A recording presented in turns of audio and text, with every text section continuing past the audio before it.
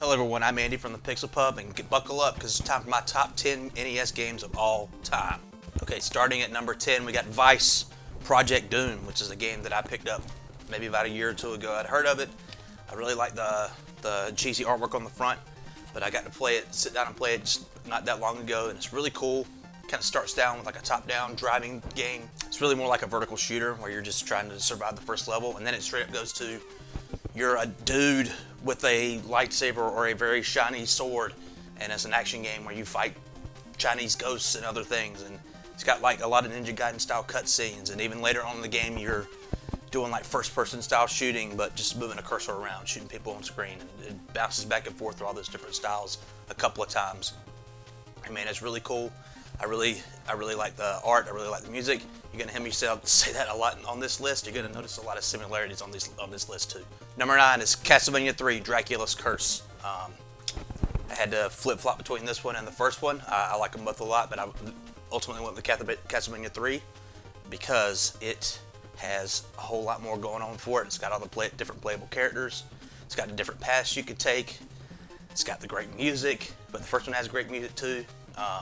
I love this art on the front of it. It's just that Konami style, the silver sides. Just it screams good game to me. And man, you can't get much better than Castlevania 3. All right, number 8 is a game called Shatter Hand from Jalco. I don't know if a lot of you heard of this game, but look at this badass art. This dude with sunglasses and a Terminator hand punching things, and that's what you do in this game. You run around and you punch robots, you punch towers, you punch men, you punch bullets out of the sky. It's fucking amazing. Like, this is one of the, I guess you call it a hidden gem on the NES.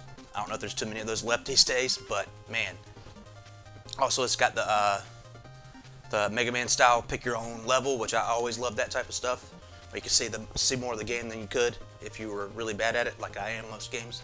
But man, what a super cool game. Just same deal.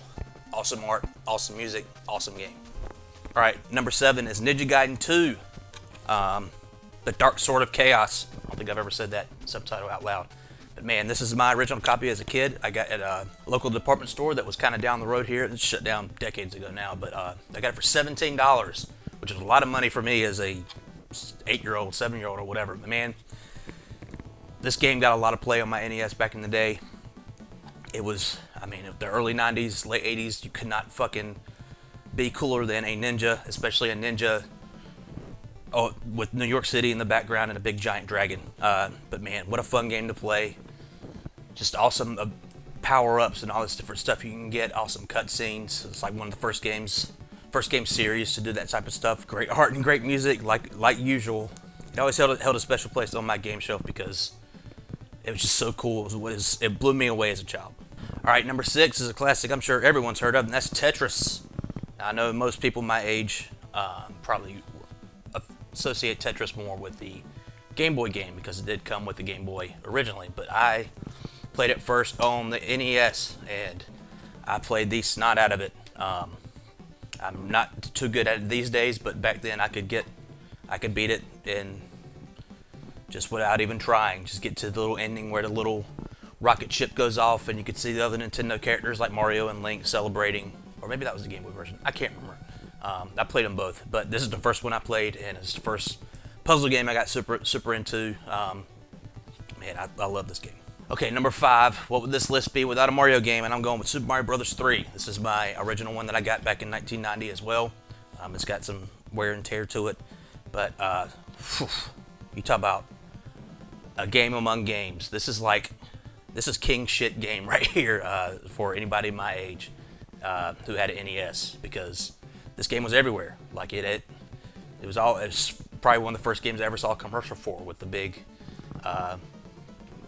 the world shot of the world, and everyone's dressed up in either red, blue, or white or black, and they pull out, and it makes a big Mario face on the American continent, and it was wild. But just I mean, it set the standard for platformers. Like, this was it. And with all the secrets and all the stuff you would hear about on the playground, just like, man, if you duck on the white block for this long, you could run behind the background and get the whistle and blah blah blah. It's like, it's just what a amazing game. All right, number 4 is Darkwing Duck, one of the Capcom-made Disney games that I'm always raving about on the NES. This one is my favorite by far. They took the Mega Man formula, which I love, and applied it to Darkwing Duck, just a little bit simpler. Well, a lot of it simpler, but it's a nice little breezy game you can play in about 30 minutes and just get all the enjoyment out of it. Has incredible art, incredible music. Like the Capcom team, when they're on fire, they do not miss, and that was very much the case with Darkwing Duck on the NES. All right, we're into the top 3 here. Number 3 is Teenage Mutant Ninja Turtles 2, the arcade game. You can tell my copy's got a little bit of blemish here. It's a sticker from an old rental place that shut down, and this is where I got this game when I was like 11 or 12 years old. It was after the NES was a thing, but I remember loving this game. My buddy down the road had it, and it used to be kind of a routine there for a couple of weeks, months, where I would go over to his house on a Saturday morning. We would finish watching whatever Saturday morning cartoons were on, and then we would pop in Turtles 2 and try to beat it. And occasionally we could. And most of the time we couldn't, but we can get to like the last level, or the second to last level. But man, I mean, this was it. This defined beat 'em up games for me. It solidified my love for Donatello. He's the best turtle. Don't argue with me. And it's got this dripping with Konami style, even though it says Ultra on it, because of that whole deal with the US cartridge things that Nintendo had. It was fucking weird. But yes, it is dripping with Konami style, that great music, that great art. Just it's everything. All right, it's number 2. You've heard me reference it a couple of times here in this video, but it's Mega Man 3 from the Mega Man series. I actually own all 6 Mega Man games on the NES, but this one's my favorite because this is the first one that I played. The same buddy from the previous story. He actually rented it, came over to my house for a sleepover. He bought it with him, and we played it all night. I'd never seen anything like it. A freaking game where you could pick your own stage at the beginning, and you could see all the levels. But when we first played it, that's what we thought. It wasn't until we beat the stages and realized, oh, there's a whole other game afterwards. That it just completely blew me away. Still some of my favorite music ever in a video game. Recently picked up the Mega Man 2 and 3 vinyl soundtrack on vinyl, and still hits just as hard. I still can put on the Snake Man stage thing and feel like, yes, let's shoot some bitches, let's go. Mega Man 3, cannot be underestimated. Okay, it's time for number 1. Number 1 is The Legend of Zelda Gold Cartridge. Gotta get it. This game is, I don't know how better way to describe this game is that it basically informed what I like about games now.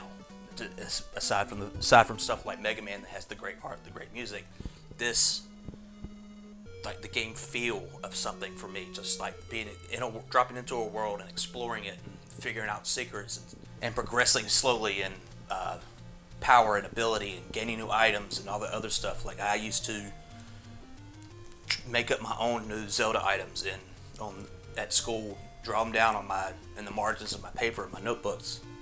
I'd make my own maps. I'd make my own tunics for Link. He can get the white tunic and the red tunic in this game. I was like, well, what if he had a blue tunic or an orange tunic? I don't know. He could shoot out fire. I don't know. I was obsessed with this game for several years, and I still love it. It's still my favorite NES game. I'm super excited for Tears of the Kingdom that's coming out here in a few weeks. I think Breath of the Wild captured the feeling of this specific game to a T for me. Like I felt like I was playing the original Legend of Zelda again. I know that after A Link to the Past, they found their formula, and I love that too. But this was something special, and it still is. I still love this game. That's my number 1. Okay, that's my top 10. I would love it if anybody in the comments want to tell me why I'm wrong. Tell me some games that I've missed. You can see that I had a certain style that I like, but I would love to hear what your favorite NES games are, and if you want me to keep going with something like this, because you can see I got a lot of systems to choose from. So that's cool, and I love doing this stuff. So thank you. Peace out.